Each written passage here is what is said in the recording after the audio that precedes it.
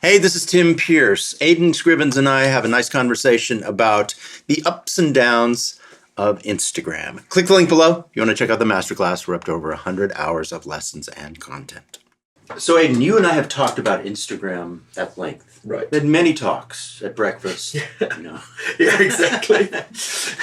Tortured conversations over coffee about Instagram and how we feel. Yeah, Instagram is tough because I do have a nice following on Instagram. I do Instagram posts, but it makes me feel bad when I look at it a lot. When I see somebody like Mark Lettieri, Isaiah Sharkey, people who are dazzling at what they do, Matteo Sasato, people who I feel can play circles around me.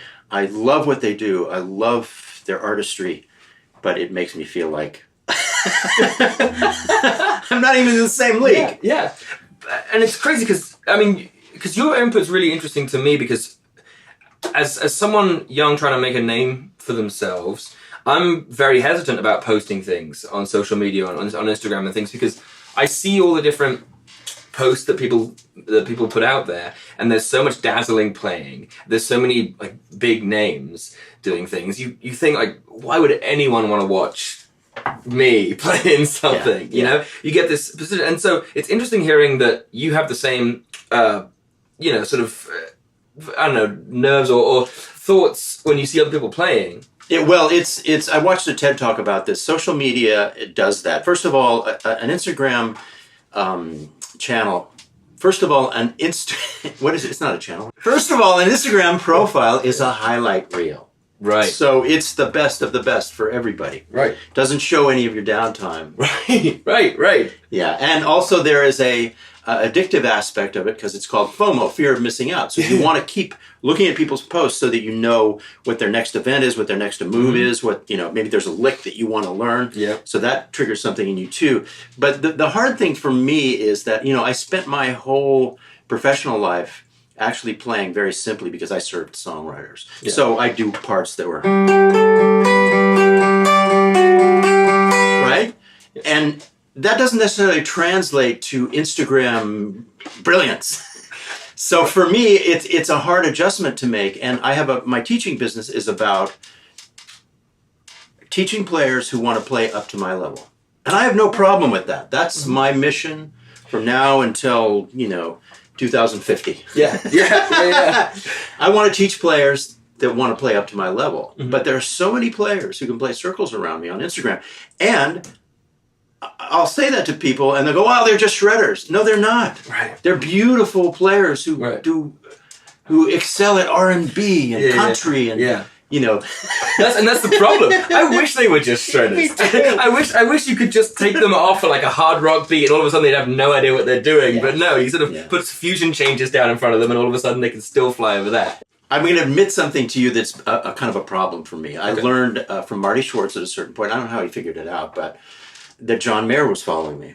And at the same time, I learned that Joe Bonamassa was following me. Now, I've played with Joe down at Norm's. Super nice guy. Yeah. Great player. Awesome. And so it's one thing to be making posts that I know Joe is going to see, but to make posts that John Mayer is going to look at, I almost wish that John would take me off of his list because he's kidding. How am I gonna impress him? Especially because what I want to do, my mission is to show a player, how to go like this, right? Mm-hmm. Somewhere in the middle, something comfortable, not that hard to play, musical, melodic, and that's not as impressive as I think I need to be for John Mayer to be spending time looking at my posts. But that's the thing, but I think that's the incredible thing about it is that I was thinking about it, as I was on my way here today, and I think the conclusion that I really came to was that you can look at Instagram in two ways. One is the way that I think as guitarists we're almost hardwired to do innately, which is the depressing side of things, which is where you treat it as like a technical skills proving ground. And everyone who does that, like, oh, they're so good. Like, I need to learn that. Like, I need to learn that style. And you start saving these videos and all of a sudden there's way too many to learn and it just gets oppressive and you can't get out of it. And then you sit there on the toilet or something, leafing through them, weeping to yourself, thinking, how am I ever going to do this? But then there's the other side of it where you can think of it as nowadays, and I think it was a point you raised in conversation with me the other day, it's people have to be, players too, have to be artists now more than ever. And so we all have, for better or for worse, we all have our own distinct voice, our own distinct, our combination of influences are all different.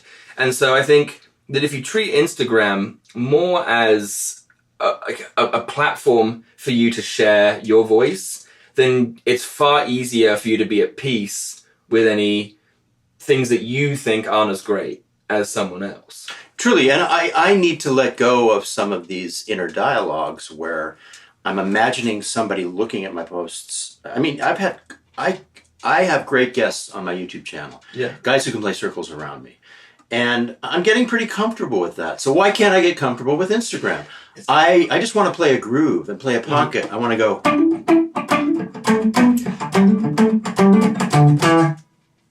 And make some music out of that, put some chords under it, maybe put a bass and a set of drums under that, and teach somebody how to play simple R&B guitar. I have to let go of the fact that the other guys are going. Yeah. You know, it's like or the better version of that. But that's the funny thing is that I think the more I think about it, the more I think that guys who can do that are still fascinated by any kind of music that is good. Right. And you know, you've built an incredible career on building really tastefully layered guitar parts. And that's my job. Right. That's my job. Still is. And it's a valuable skill. Yeah. But it skews, it leans to simplicity. It's like you do something simple in that situation, they want it a little simpler. So it's all this simplicity all layered and orchestrated, basically. Yeah. You know, you can't, it's like.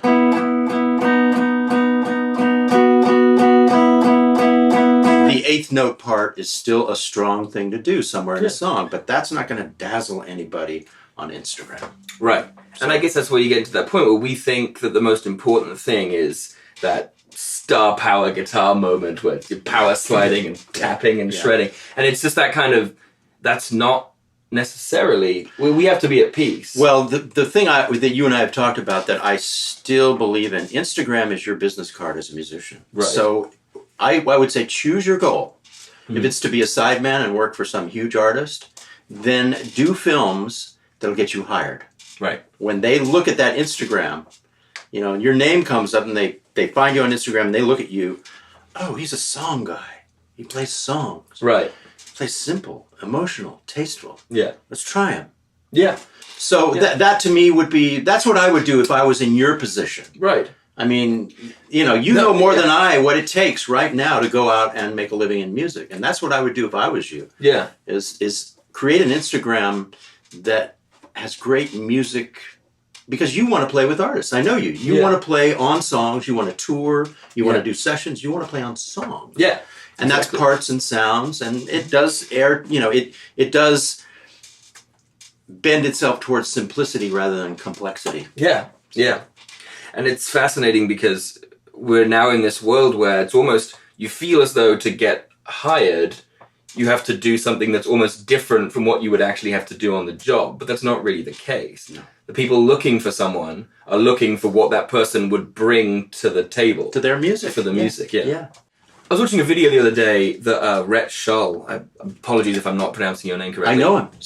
Excellent. I talked to him on the phone. Yeah. Yeah, and he uploaded this video, and I think it was in a Q&A section that he did. Mm-hmm. And he said something that I've thought for a while, which is, past a certain point as a professional player and a sideman, everyone can almost sort of play well enough.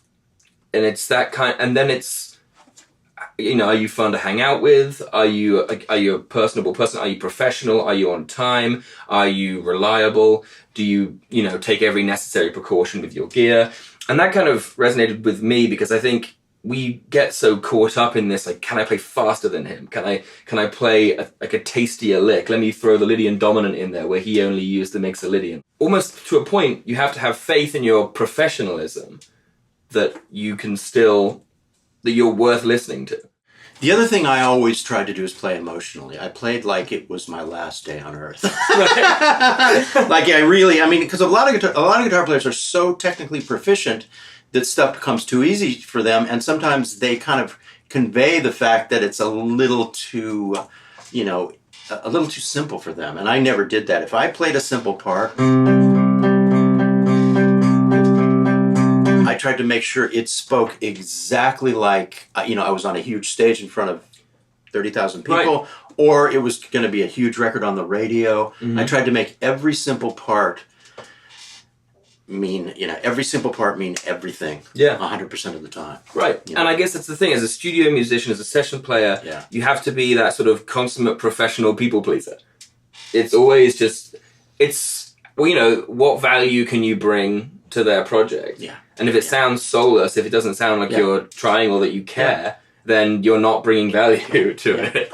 So you have to be able to play simple music emotionally. So looking at Instagram now, one of the big things that I think most people will agree is troublesome about Instagram, that we didn't used to have to think about before the new social media, is people boiling themselves down to their follower count as a sort of representation of their value as a musician, as an entertainer, as a human being. That and the amount of likes on a particular post. Exactly. So in the 1980s, what was it like? What was the big difference?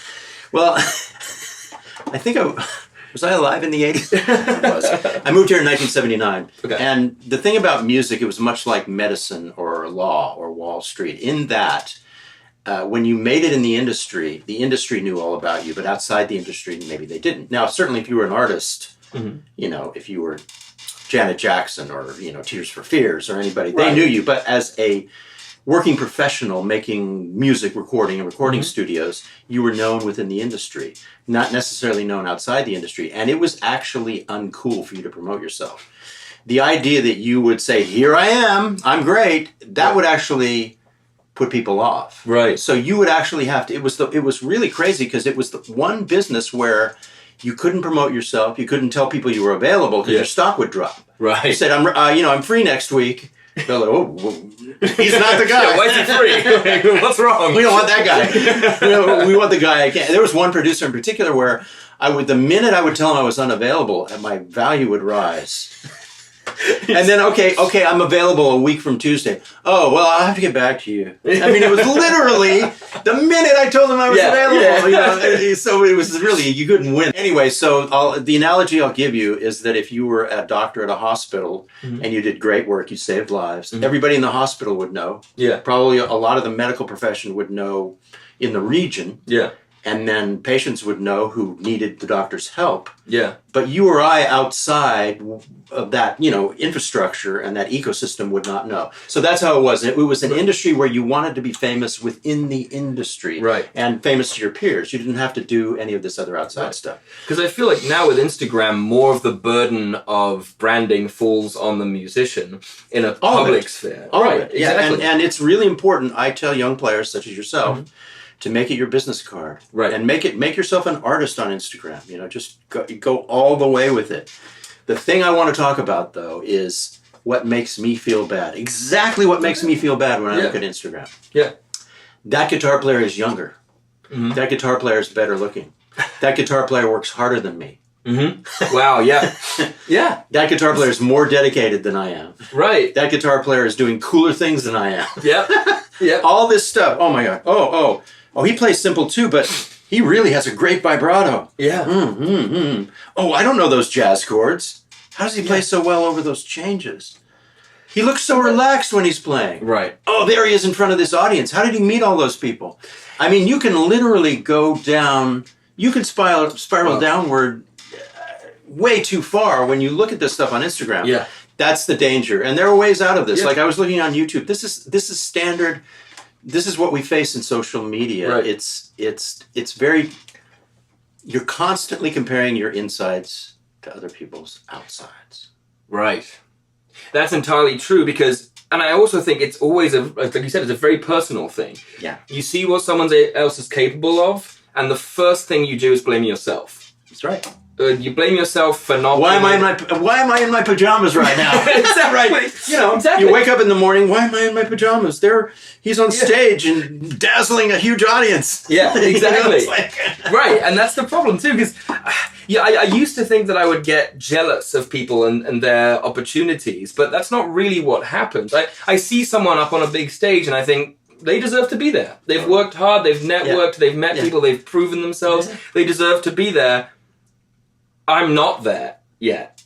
And that yet isn't... one of the biggest problems with the music industry is that yet could be, in 2 days I'll be there. It could be, I'll never be there. And you get to that weird point where you just wonder, like, you start to like really spiral, and you really think like, why should I ever, like, should I just give up now? I'm probably not too late to try and, become an accountant. It's like, I could sit behind a desk. I could buy a suit. I could do that. How do you tie a tie? I forgot. Like, it's, it's one of those things. And it's just, you start to sort of replan your life whilst you're sat there crying, looking at your phone. Luckily, it's too late for me. It's just too late. No, for me, the teaching thing has become my new calling, and it's a video teaching thing, so I don't have to be there to teach. I can make videos and reach people. Yeah, there's so many great things about, and that's all social media based. So the very thing that I'm complaining about has been the greatest opportunity for me. I think you just have to be aware of the dangers. Yeah, the addictive nature of actually looking at something, seeking something, and they've done studies on this. You're following Facebook, and you're actually looking for the post that makes you feel bad. Right. That is an addictive thing that humans just have inside them. That's 100% true. So as long as you're aware and you pay attention to this stuff and you read all the self-help books, and look at all the motivational videos. Yeah, exactly. You might be okay. Yeah, fingers crossed you'll make it through a day on Instagram without getting too upset. Anyway, it's a great tool, and everybody should be doing it, but we all should be a lot easier on ourselves. Exactly. Treat it as a stage for you to have your voice be heard. And you can reach the whole world. Right.